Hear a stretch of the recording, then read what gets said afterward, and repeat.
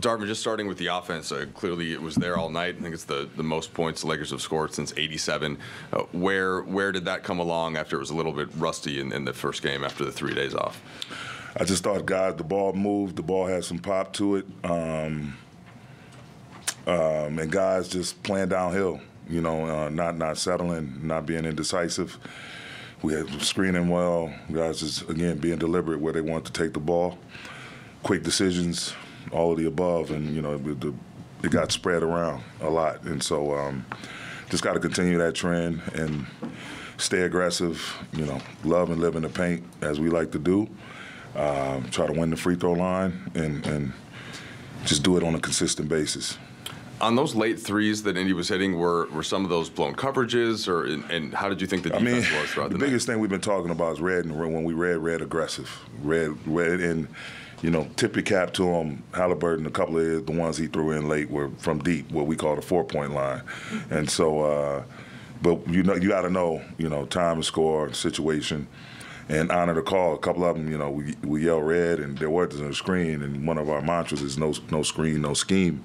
But in that type of situation, you just got to honor your teammates' call, honor the red call, knowing that they're hunting threes. And so, it got a little topsy-turvy there. But then again, getting ready to red up, we got, heels above the three-point line. He's pulling from the logo down there. So it's just one of those things, man. We're just happy we came out on the right side of it. And I told him after the game, it's just, we talk about, not just wins or losses, but wisdom and lessons. And the lesson is when you get a 19-point lead, whatever it was, you got to come out and finish them. You can't allow them any type of breathing room. You put a chokehold on the game, you got to finish them.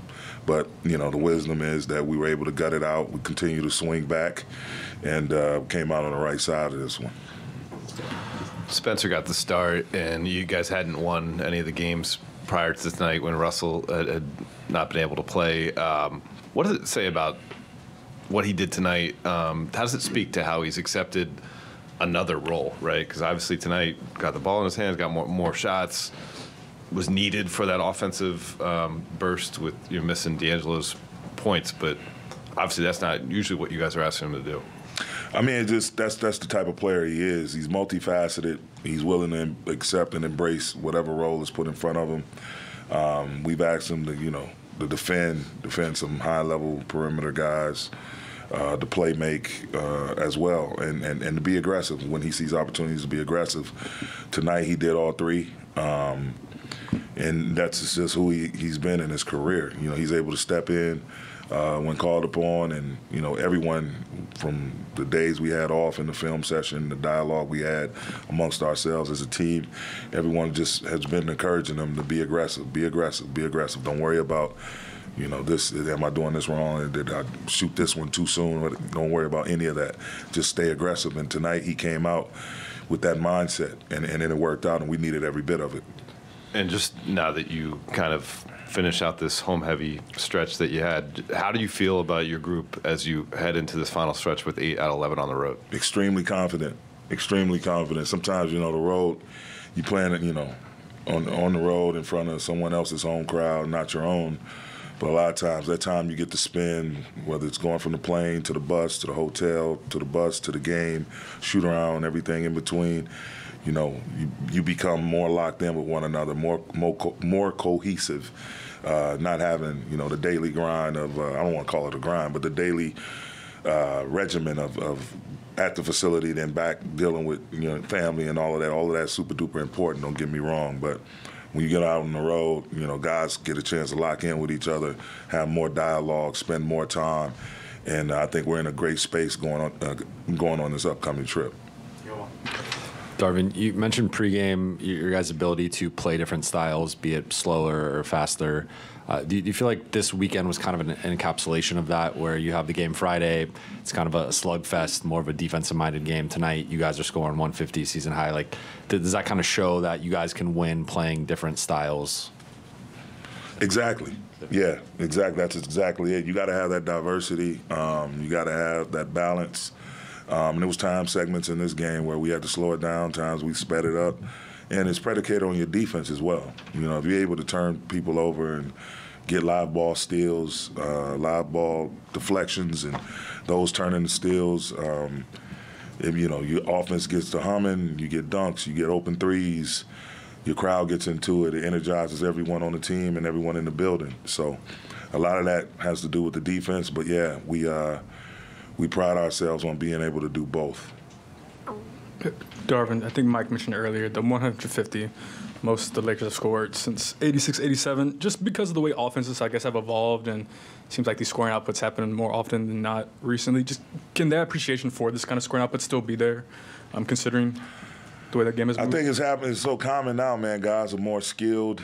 There's more freedom of movement.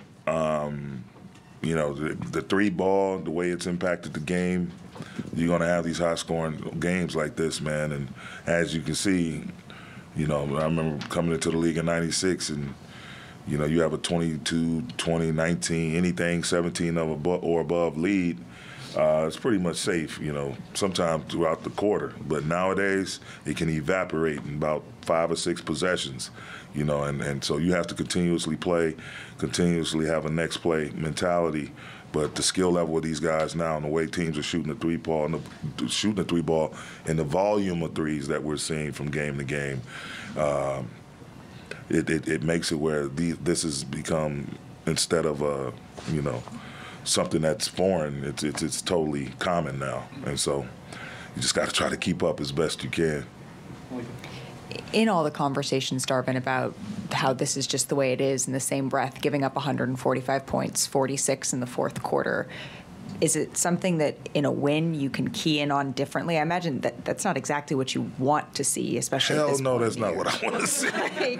As all this talk about, well, no. This is fine. I can't imagine it is. Oh, my God. We go from holding, you know, a really talented, offensively talented Philadelphia team to 18 points in the fourth to what we give up tonight, 46.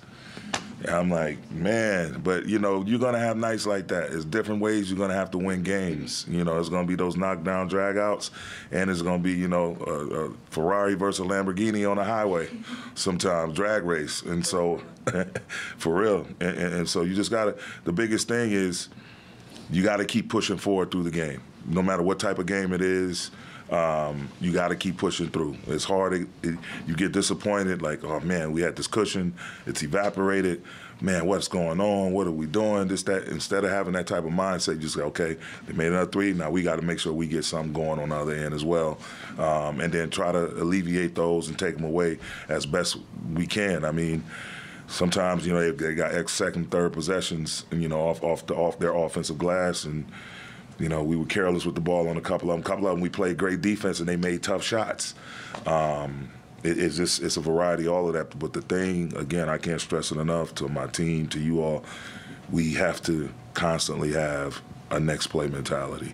Because if you don't have that, you lose a really bad loss with the way that game had trended, and then what the turn it made, and those guys storming back. But us continuing the fight, I think, make all the difference in the world. Thanks, Coach.